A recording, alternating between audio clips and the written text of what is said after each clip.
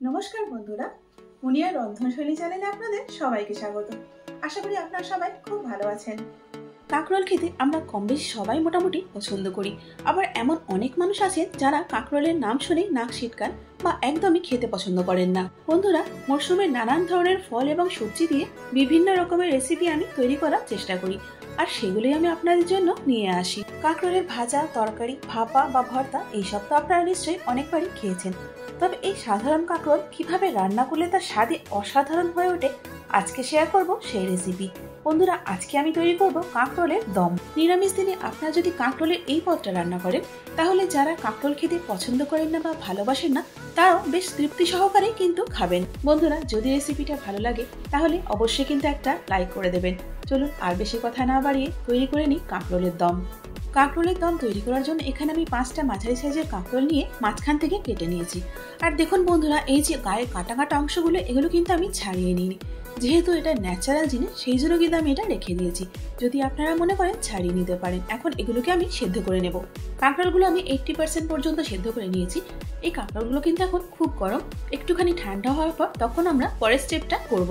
কাঁকরোলগুলো ঠান্ডা হয়ে যাওয়ার পর সেখান থেকে একটা কাঁকরোল নিয়ে আমি চামচের সাহায্যে ভেতরে যে বীজের অংশটা আছে খুব সাবধানে সেগুলো আমি বের করে নেব। চলুন বন্ধুরা, আজকে জেনে নিই কাঁকরোলের বিশেষ কিছু গুণাগুণ। এই কাঁকরোল হলো অ্যান্টি অক্সিডেন্ট এবং ভিটামিন সি সমৃদ্ধ, ফাইবার এবং কম ক্যালোরিযুক্ত দারুণ পুষ্টিকর একটা সবজি। এমনকি এই সাধারণ কাঁকরোলে কিন্তু রক্তে গ্লুকোজের মাত্রা নিয়ন্ত্রণ করতে অনেক সাহায্য করে। তাই ডায়াবেটিক পেশেন্টরা যদি এই কচি কাঁকরোলের জুস খান, তবে তাদের রক্তে গ্লুকোজের মাত্রা কিন্তু অনেকটাই নিয়ন্ত্রণে থাকবে। তাহলে দেখলেন তো বন্ধুরা, এই সাধারণ কাঁকরোলে কিন্তু আমাদের শরীরের জন্য কত উপকারী। আর এখানে আমাদের কাঁকরোলের বীজটাও কিন্তু ছাড়ানো প্রায় হয়ে গেছে।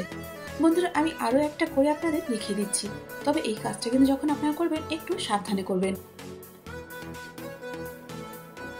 এখানে আমি একটা কাঁচা লঙ্কা নিয়েছি, যেটাকে ভেঙে এখন এই ব্লেন্ডিং জারের মধ্যে দিয়ে দিচ্ছি। এর সাথে দিয়ে দিচ্ছি টুকরো করে নেওয়া আদা।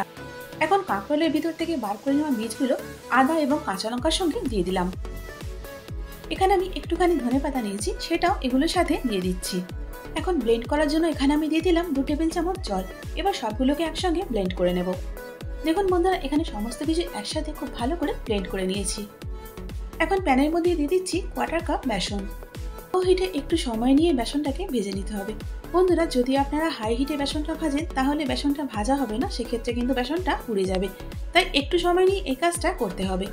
বন্ধুরা, আমার বেসনটা এখানে ভাজা হয়ে গেছে। এবার এটাকে আমি নামিয়ে ফেলবো। আচ্ছা, এখানে একটা কথা বলি বন্ধুরা, আপনারা কি করে বুঝবেন যে বেসনটা ভাজা হয়ে গেছে? যখন দেখবেন ভাজার পর বেসনটা থেকে একটা সুগন্ধ বেরোচ্ছে আর বেসনটার কালারটা একটু চেঞ্জ হয়ে গেছে, তখন জানবেন বেসনটা ভাজা হয়ে গেছে। বেসনটা ভাজার পর কিন্তু প্যান বা কড়াতে ছেড়ে দেওয়া যাবে না। এটা সাথে সাথে নামিয়ে অন্য একটা পাত্রে ঢেলে নিতে হবে, তা না হলে কিন্তু এটা পুড়ে যাবে। এখন প্যানের মধ্যে আমি ভেজিটেবল অয়েল দিয়ে দিচ্ছি 1 টেবিল চামচ। আমি রান্নাটা ভেজিটেবল অয়েলে করব, আপনারা চাইলে এটা সর্ষের তেলেও করতে পারেন। এখন তেলের মধ্যে দিয়ে দেবো 1/2 চা চামচ কালো জিরে। জিরের গন্ধটা অবধি তেলেতে একটুখানি রেখে ভেজে নেব। কাঁকরোলের বীজের যে পেস্টটা তৈরি করে রেখেছিলাম, এখন সেটাই প্যানের মধ্যে দিয়ে দেব। এখন লো টু মিডিয়াম হিটে এই পেস্টটাকে ততক্ষণ পর্যন্ত নেড়ে নেব যতক্ষণ না এটা প্যানের থেকে আলাদা হয়ে যাচ্ছে। 7-8 মিনিট পর পেস্টটা অনেকটা শুকনো হয়ে প্যান ছেড়ে দিয়েছে। এখন এটাকে আমি নামিয়ে ফেলবো। বন্ধুরা, পেস্টটা আমি এখানে একটা মিক্সিং বোলের মধ্যে নিয়ে নিয়েছি। এবার এর মধ্যে দিয়ে দিচ্ছি আগের থেকে ভিজে রাখা বেসনটা। এবার এর মধ্যে দিয়ে দিচ্ছি 1 টেবিল চামচ কেটে নেওয়া কিশমিশ। এর পরিবর্তে আপনারা কাজু বা অন্য কোনো নাটসও দিতে পারেন। এখন এর মধ্যে দিয়ে দিচ্ছি 1/2 চা চামচ চাট মশলা। এর পরিবর্তে আপনারা আমচুর পাউডার বা লেবুর রসও দিতে পারেন। 1/2 কাপ ছানাকে আমি খুব ভালো করে মথে নিয়েছি, এখন সেটাই দিয়ে দিচ্ছি। এখন নুনটা দিয়ে দেবো স্বাদ অনুযায়ী। Now time to mix mix mix. সমস্ত কিছু খুব ভালো করে একসাথে মিক্স করে নেওয়ার পর দেখুন এটা কতটা টাইট এবং আঠালো হয়ে গেছে। এখন এই স্টাফিংটা আমরা কাঁকরোলের খোলের ভিতরে চেপে চেপে ভরে নেব। তবে খুব বেশি জোর দিয়ে চাপ দেওয়া যাবে না, তা না হলে কিন্তু কাঁকরোলগুলো ফেটে যাবে। আবার খুব হালকা করে যদি পুরটা ভরা হয়, তাহলে কিন্তু বেরিয়ে যাওয়ার সম্ভাবনা থাকবে। তাই আমি যেভাবে ভিডিওতে করছি বন্ধুরা, একটু লক্ষ্য করুন, সেভাবে কিন্তু আপনারাও করে নেবেন। আর এর সাথে কিন্তু এখানে আমি বাকিগুলো এভাবেই করে নেব। বন্ধুরা, আপনাদের বোঝার সুবিধার জন্য এখানে আমি আরো একটা করে দেখিয়ে দিচ্ছি।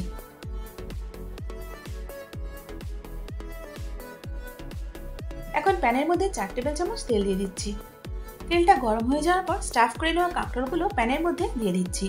যে দিকটায় আমরা পুর করেছি সেই দিকটা কিন্তু নিচের দিকে থাকবে। মিডিয়াম হিটে এই কাঁকরোলগুলোকে আমি ভেজে নেব। মিনিট 3 পরে এগুলোকে আমি হালকা হাতে উল্টে দিচ্ছি। বন্ধুরা নিশ্চয়ই খেয়াল করেছেন আপনারা যে কাঁকরোলের পিছনের অংশটা আমি একটুখানি কেটে দিয়েছি, যাতে করে কাঁকরোলটা বাটির মতো প্যানের মধ্যে ভালো করে বসতে পারে। আর এগুলোকে খুব বেশি ভাজার দরকার নেই, যেহেতু এগুলো আগের থেকে সেদ্ধ করা, তাই হালকা একটু ভেজে নিলেই চলবে। মিডিয়াম হিটে 5-7 মিনিট ভেজে নেওয়ার পর কাঁকরোলগুলোকে আমি এখন তুলে নিচ্ছি। বন্ধুরা এখানে তেলে ফোড়ন দেওয়ার জন্য আমি নিয়েছি একটা শুকনো লঙ্কা, 1 টুকরো দারচিনি, 4টে লবঙ্গ, 2টো ছোট এলাচ আর 1/2 চা চামচ জিরে। বাকি তেলের মধ্যে এগুলো আমি ফোড়ন দেব। এবার আমি এগুলোকে ঢেলে দিচ্ছি। এখন এর সাথে এখানে দিয়ে দিচ্ছি একটা তেজপাতা। মশলার সুগন্ধ বেরোনো অবধি এগুলোকে আমি একটুখানি ভেজে নেব। যেহেতু আমরা বেসন দিয়েছি সেই জন্য হিং তো দিতেই হবে। এখানে দিয়ে দিলাম 1/4 চা চামচ হিং। এবার হিংটাও একটুখানি ভেজে নেব। এখন এই মশলাগুলোর সাথে এখানে দিয়ে দিচ্ছি 1 টেবিল চামচ কাশ্মীরি মির্চ পাউডার। এটাকেও 8-10 সেকেন্ডের জন্য একটু ভেজে নিচ্ছি। এখন এখানে দিয়ে দিচ্ছি একটা বড় সাইজের tomato paste. Low to medium হিটে 3 থেকে 4 মিনিটের জন্য টমেটোর পেস্টটাকে তেলে দিয়ে একটুখানি ভেজে নেব। মিনিট 4 পর এখন এখানে দিয়ে দিচ্ছি 1.5 টেবিল চামচ ধনে গুঁড়ো। এর সাথে এখানে দিয়ে দিচ্ছি 1 চা চামচ জিরের গুঁড়ো। হলুদ দিয়ে দিচ্ছি 1 চা চামচ। আর এর সাথে এখানে ঝালের জন্য লঙ্কা গুঁড়ো দিয়ে দেবো 1 চা চামচ। এখন এই সমস্ত মশলাগুলোকে মিডিয়াম হিটে 7 থেকে 8 মিনিটের জন্য ভেজে নেব। 8 মিনিট পর এখন এখানে দিয়ে দিচ্ছি 1 কাপ জল।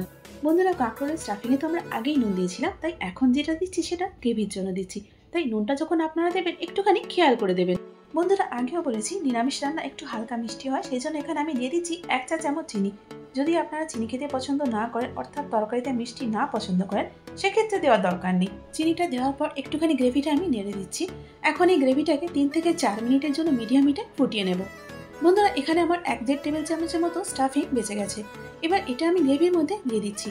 যদি গ্রেভিটা ফোটার আগে দিয়ে দিতাম তাহলে কিন্তু গ্রেভিটা ঘন হয়ে যেত আর ভালো করে ফোটানো যেত না।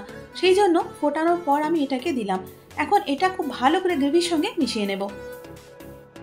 স্টাফিংটা গ্রেভির সঙ্গে খুব ভালো করে মিশিয়ে নেওয়ার পর এখন একে একে ভেজে রাখা কাঁকরোলগুলো এর মধ্যে দিয়ে দিচ্ছি। বন্ধুরা এই কাঁকরোলের দমেতে আমি কিন্তু খুব বেশি মশলার ব্যবহার করিনি, কিন্তু সাধারণ মশলায় তৈরি হলেও খেতে হয় অসাধারণ। আপনারা এটা একবার অবশ্যই ট্রাই করবেন। এখন খুব হালকা হাতে কাঁকরোলগুলোকে গ্রেভির সঙ্গে মিশিয়ে দেব। বেশি নাড়ানাড়ি করলে কিন্তু স্টাফিংটা বেরিয়ে যেতে পারে, তাই খুব সাবধানে এটা করতে হবে। গ্রেভিতে দেওয়ার পর মিনিট 3-4 আমি কাঁকরোলগুলো ফুটিয়ে নিয়েছি। এখন এর মধ্যে দিয়ে দিলাম হোমমেড গরম মশলা 1/2 চা চামচ। এবার দিয়ে দিচ্ছি কিছুটা ধনেপাতা কুচি আর গ্যাসের ফ্লেমটাকে বন্ধ করে দিচ্ছি। এবার গরম মশলা এবং ধনেপাতাটা তরকারির সঙ্গে খুব ভালো করে মিশিয়ে দেব।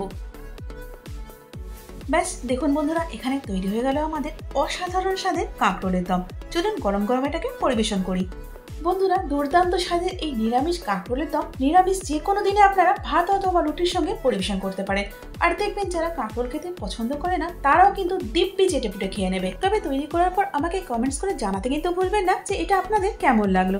আশা করি আজকের ভিডিওটা আপনাদের ভালো লেগেছে। যদি ভালো লেগে থাকে তাহলে একটা লাইক করে দিন, আর তারই সাথে বন্ধু বান্ধব এবং পরিজনের মধ্যেও শেয়ার করে দিন। আর এরকমই নিত্য নতুন এবং ঘরোয়া রান্নার রেসিপির জন্য আমার চ্যানেলটাকে সাবস্ক্রাইব করে আমার পাশে থাকুন। তার সাথে বেল আইকনটা প্রেস করে দিন, যাতে করে আমার পরবর্তী ভিডিওর আপডেটটা সবার আগে আপনি পেয়ে যান। এতক্ষণ সঙ্গে থাকার জন্য অনেক ধন্যবাদ।